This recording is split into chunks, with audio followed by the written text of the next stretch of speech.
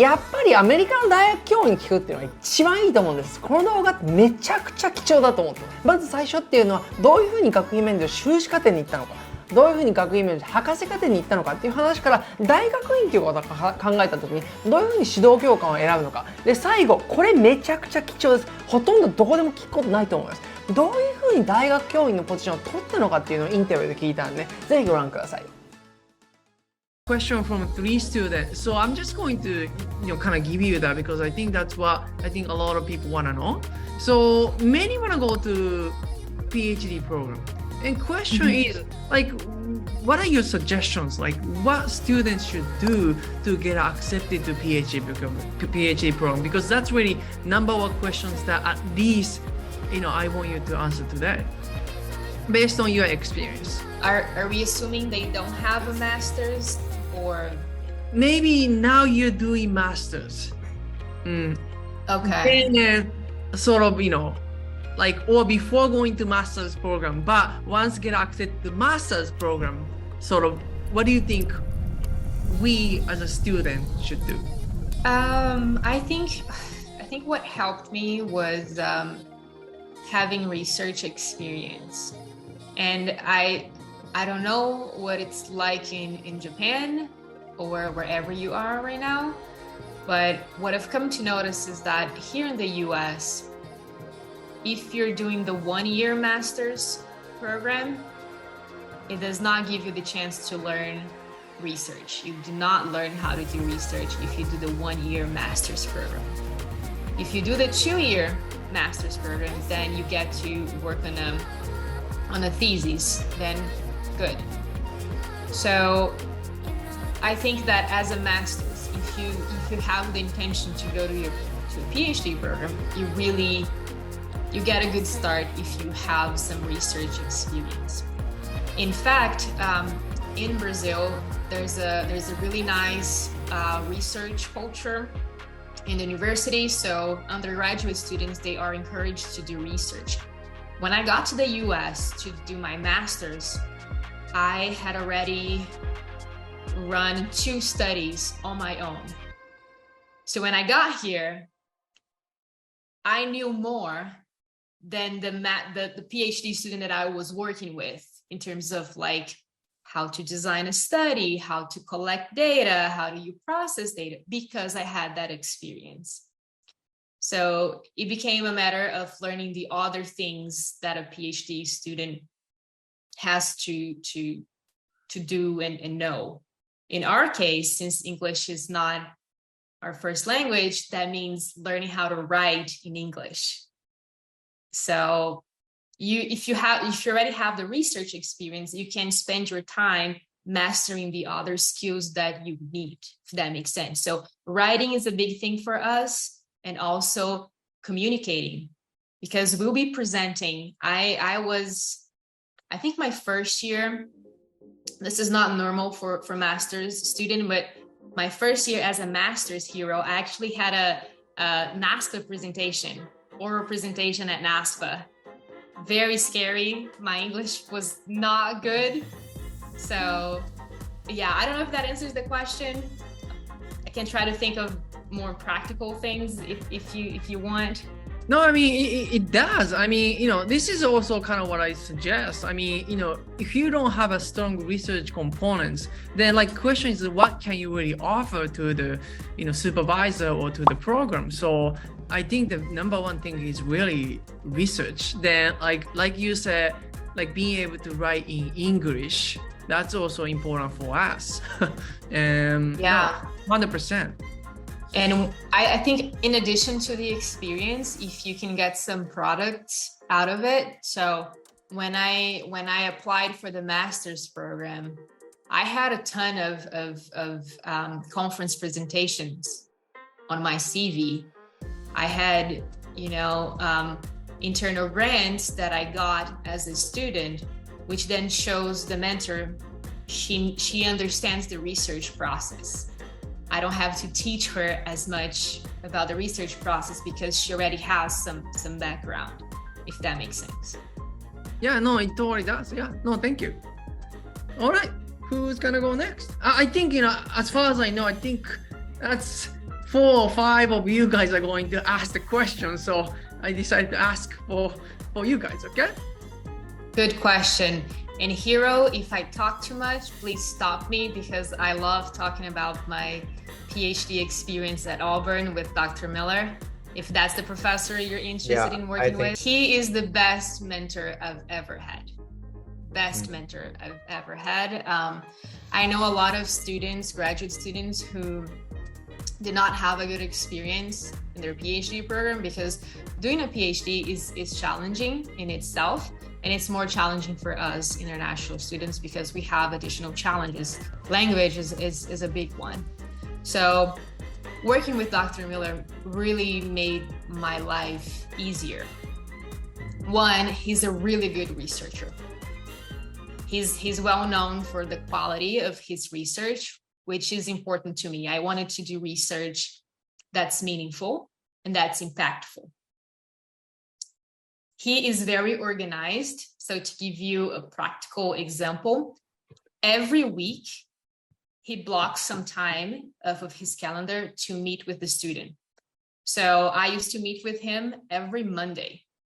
And sometimes I didn't even need anything, but he was like, no, this is your time. If you need my help with anything, every Monday, you can come to me. We will work on whatever you want to work. 3, he's very smart. So we have really nice conversations about projects. So to share with you a little bit about my journey, if you look at my PhD publications, you will see that they all apply different strategies, different techniques. So I have one study that's more applied. It's for sport coaches. I have one study that's a meta-analysis. So that's a technique that I learned.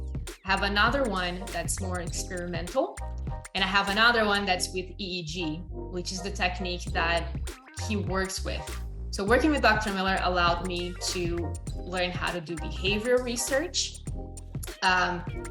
He taught me how to use EEG, and I don't know if you're familiar with EEG, but it's basically we measure brain activity by placing electrodes on the scalp. So he taught me how to do that, how to collect EEG data, how to process EEG data, and I think that's a really awesome skill to have. 3, when I came up with the idea, I wanted to learn how to do meta-analysis, and that's not something that he does. He had no idea how to do meta-analysis. But because I wanted to do that, he was like, no, I'm with you. I will support you however I can. So instead of just shutting me down, he was like, no, you should pursue this.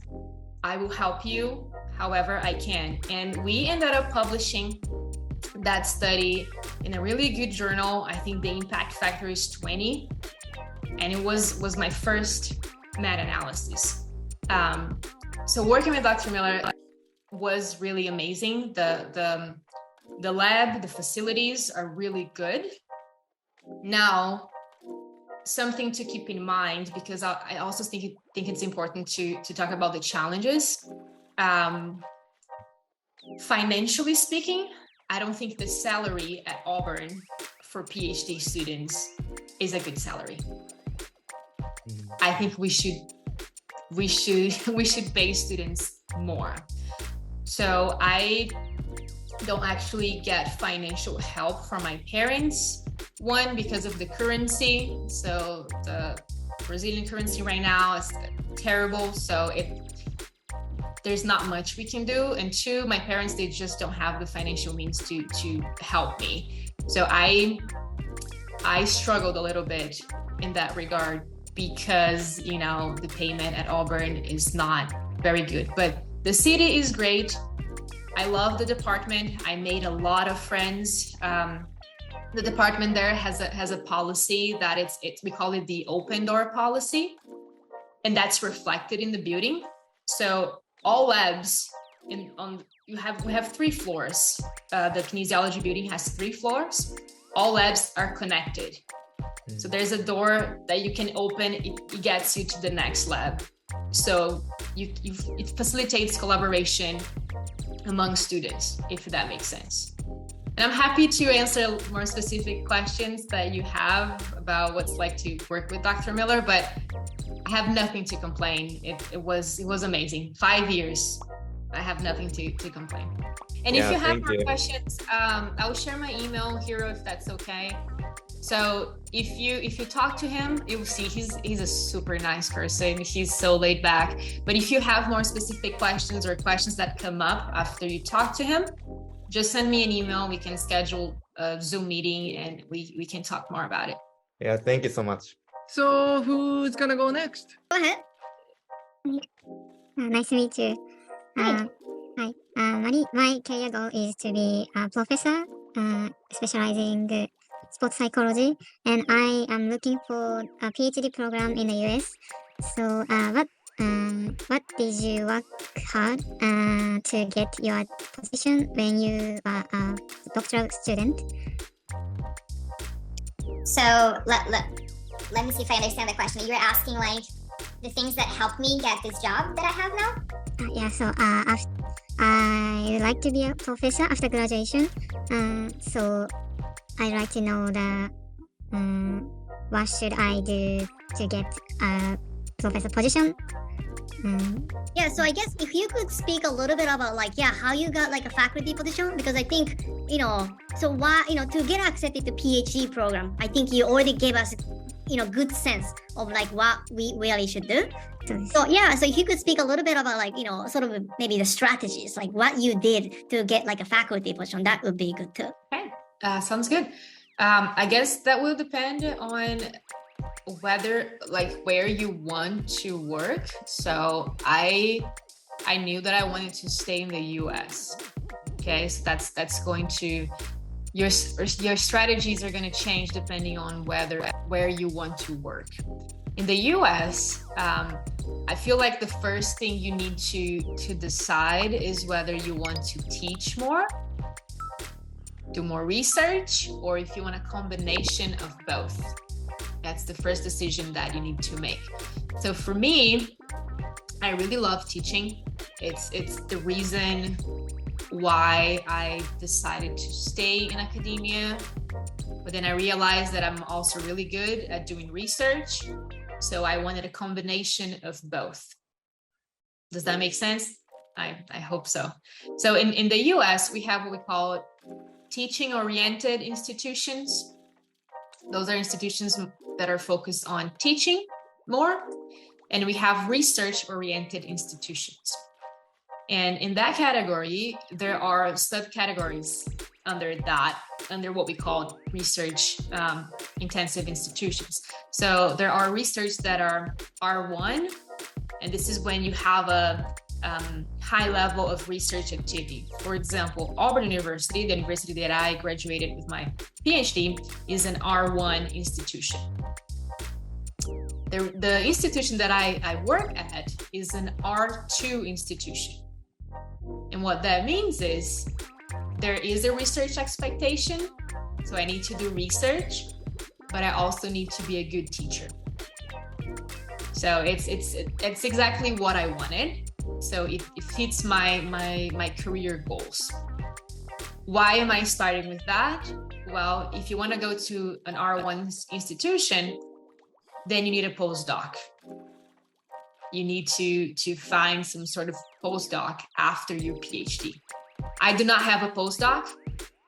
I wanted to start working right away. And for me, as an international student, most of the postdoc positions, they are 1-year positions.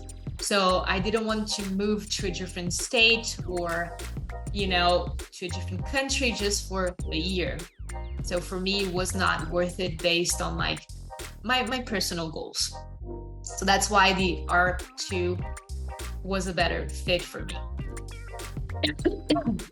So after you decide that, how do you go about finding the positions? I really like the system in the US because there are a lot of websites where you can go and just find the position announcement. I can share them with you if you're interested. I'm sure Hiro knows a lot of websites too. But you go to the website and then you find the announcement. And then based on the description, you see whether or not you have the skills that they're looking for.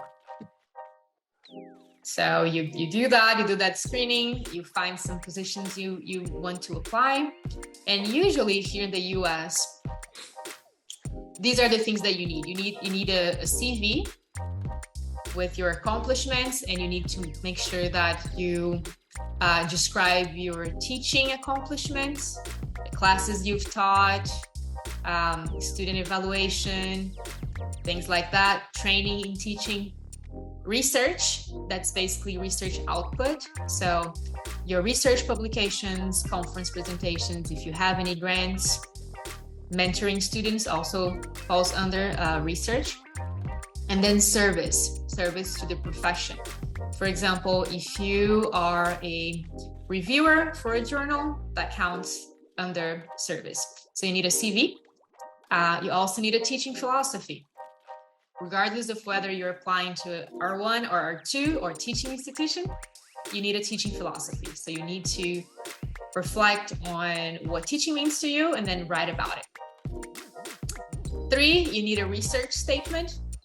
That's basically where you describe your lines of investigation. You describe a little bit of the projects you've done so far and where you're going to take your research next. And the final thing that you need is what they call a cover letter. A cover letter is basically you trying to sell yourself. You're going to brag about yourself for like 2 or 3 pages and trying to convince the hiring committee that they should hire you.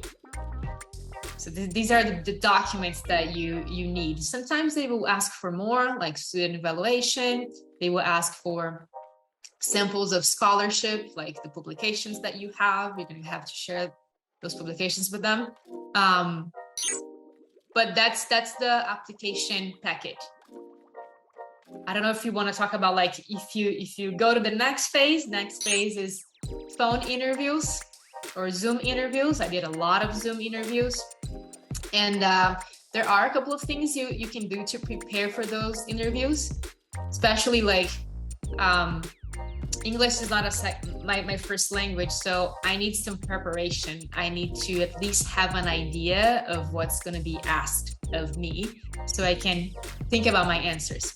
The thing is, with those interviews, you don't get to know beforehand, but some of the questions, they are standard questions. So I created a list of the questions that are most asked during phone interviews, and I practiced my answer to those questions. That's the second phase. If you make it to the final phase, so there are 3 phases. First one, you apply. Second one, phone interview. Third one is the on-campus interview, where you go to the university, they pay for everything. You spend a day or 2 there. You have tons of meetings. They ask you a lot of questions. You get to ask them a lot of questions. And then usually you do a teaching demo. So they sometimes they will let you choose the topic you want to talk about, but in some cases they will tell you, hey, I want you to give a lecture on external focus of attention for 60 students for 1 hour. And then that's what you have to do. And they will also ask you to give a research presentation where again you will describe your lines of investigation. So that's the process. Thank you so much. I mean, I think a lot of students that here, maybe they have like 3 or 4 more years to go to that stage. So I think, it's good for but now. it's really good to start in advance. Okay, don't wait until your last year. I started applying for positions 1.5 years before I graduated. So it's always a good idea to start early on, because the process, it takes a lot of time and a lot of effort too, because imagine you have to create one packet for each position that you apply. So it's a different one. It's very time consuming. No, it's good to know that, like, I'm not trying to spend a lot of time here, me talking about this, but like, I also probably think that I actually spend a lot of time to craft, the very first, I think the purpose statement I made was like 1 year before I actually start applying, like, August or like July, then I think, of course I didn't have anything to really specific compare with, but I believe I spend a lot of time. Even I practice teaching just by myself, like video recording just myself to see how I look. Then it seems like, based on what you say, things that a lot of people sort of avoid doing, although they should. But I think you did everything that, I don't want to say like you're supposed to do, but I think, not just about research, but it's about to get a position. It's a lot more than research. And I think you cover things that people usually don't pay attention to, because these are the stuff that actually get you a job to prepare for interview. But, some of my colleagues or friends, like, how come you don't really practice like how you actually introduce yourself? But I spend a lot of time, and it seems like you also spend a lot of time. But yeah, to get a faculty position now, I just know it's really competitive. Like me getting a position 5 years ago, you getting a position like now, it's different. Like you had a much more competitive place to get a job, not like 5 years ago or 10 years ago or 20 years ago when people could get a job without any publication. It's different. You getting a job right now, it's just hardest time to get a job is right now. Then 5 years later, 10 years later, my expectation is going to be a lot more difficult to get a job. So thank you. And one more thing that you need that just came to mind, and that's one of the recent changes that they've made. Now they're asking for a diversity statement. I don't know if you had to do that, Hiro, but I had to create a diversity statement on top of the teaching and research ones. Like usually I also needed to prepare that. Like 4 years ago, I think the diversity statement I applied for like a 35. I think I needed to submit 3 out of 35. But now it seems like a little more common